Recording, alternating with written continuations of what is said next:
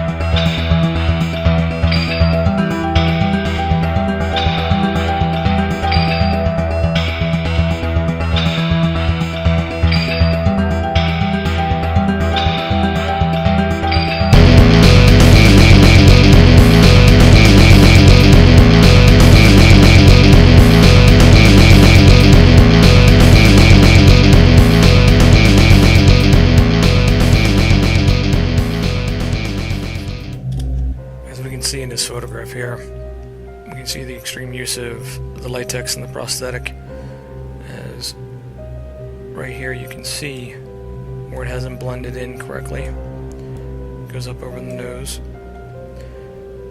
This is going to be her real skin right here as they try to blend it together.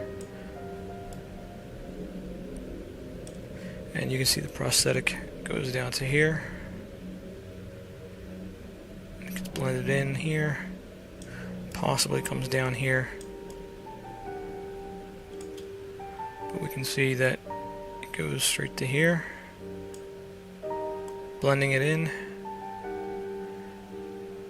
And it goes down to here. This could also be a piece.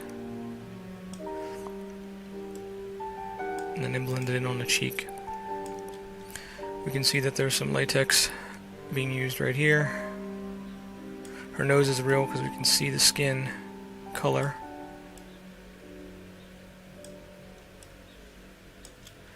You can see the latex doesn't get blended too well right there.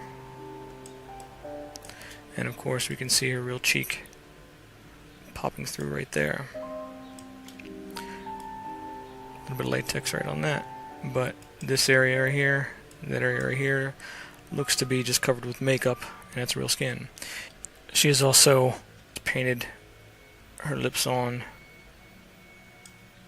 at the halfway point to make them look less full, to hide her real identity. Again, we can see the latex being used and not blended correctly.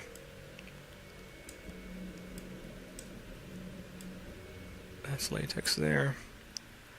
Slight latex. Not as much this time on the nose, on the corners here.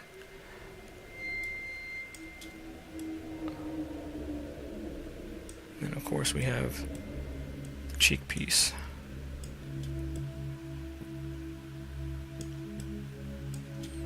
And it does look like they're using a piece on the end. This is old age stipple. It's a type of latex that you let dry and it causes the skin to wrinkle.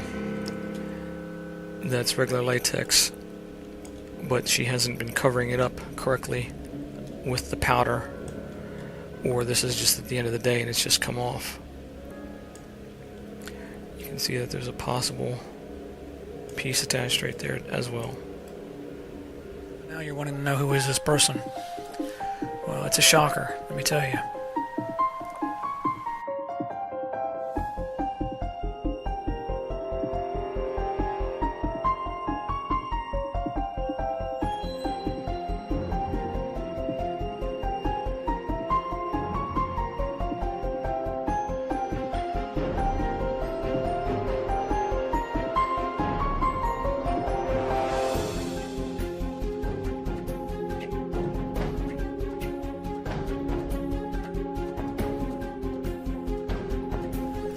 Christina Applegate. We can also see that there's been an attachment added to the back portion of her ear. As you can see when we do the comparison, everything else matches except for the add-on piece, and we can see where that's added on. See the line right here where it is attached to it. All the other landmarks are consistent.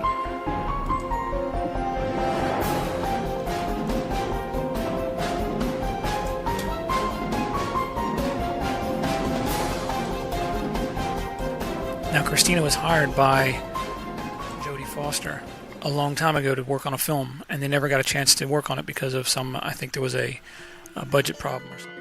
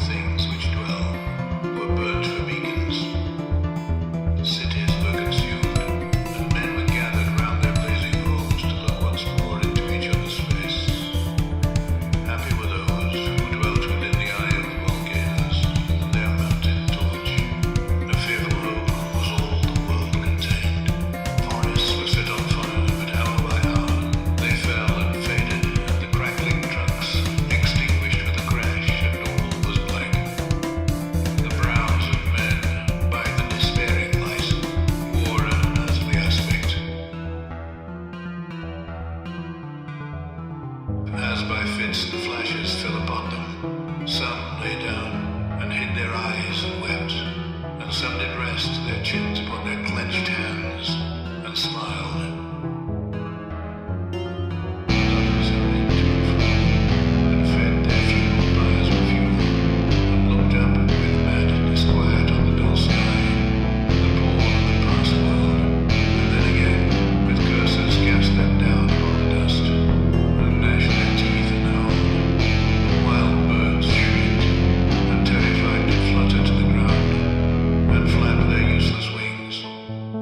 The wildest brutes came tame and tremulous, and vipers crawled and twined themselves among the multitude, hissing but stingless.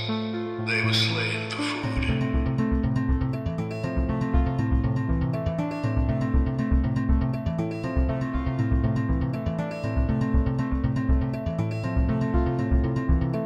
And war, which for a moment was no more, ate blood himself again.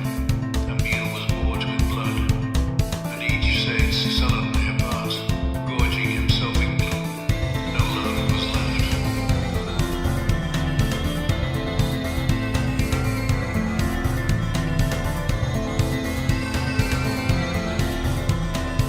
All earth was but one thought, and that was death, immediate and inglorious.